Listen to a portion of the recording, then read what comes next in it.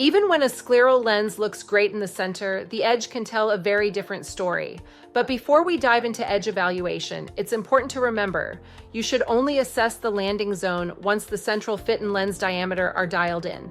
If the lens is too large or too small, or if there's excessive vault or central bearing, evaluating the edge in detail won't give you usable information. So once you've established a good central relationship, then it's time to fine-tune the periphery. If you're seeing midday fogging, lens movement with the blink, or inconsistent comfort, there's a good chance the lens isn't landing evenly on the sclera.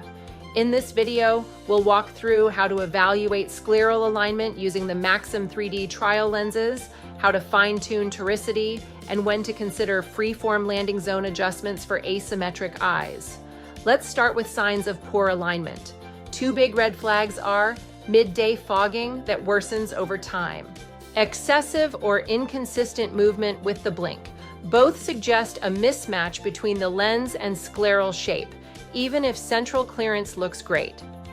All Maxim 3D trial lenses feature about 200 microns of toricity at the edge. This toricity starts immediately after the optic zone, creating a wide zone that transitions smoothly over the peripheral cornea, limbus, and onto the sclera.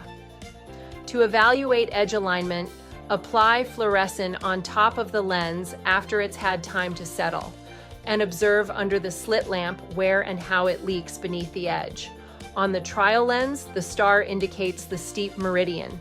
So if fluorescein leaks under the star, that means the edge is lifting along the steep meridian and you need to increase toricity. If it leaks 90 degrees away, in the flat meridian, you're likely seeing lift there and should reduce toricity. The amount and speed of fluorescein flow help guide how much to adjust. A small trace after 3 to 4 minutes, likely acceptable. Partial corneal coverage, adjust by 50 to 75 microns. Full spread across the cornea, go up or down 100 to 125 microns.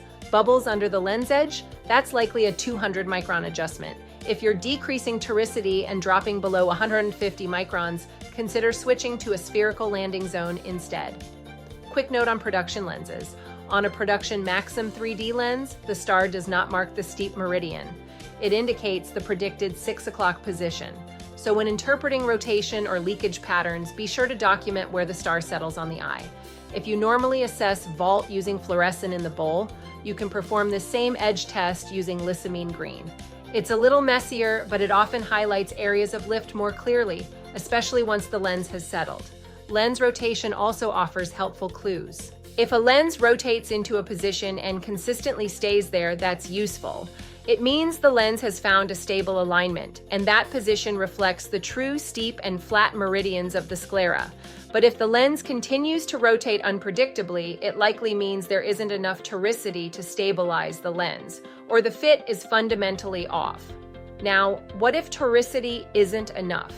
When you're seeing persistent tightness or lift in a localized region, such as the temporal landing zone appearing tight while the nasal side is well aligned, it's time to take advantage of Maxim 3D's freeform design capabilities.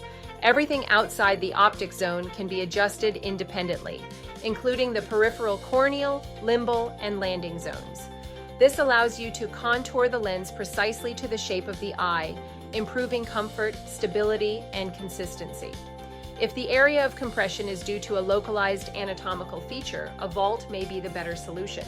Choosing between a vault and freeform surface adjustments depends on the case.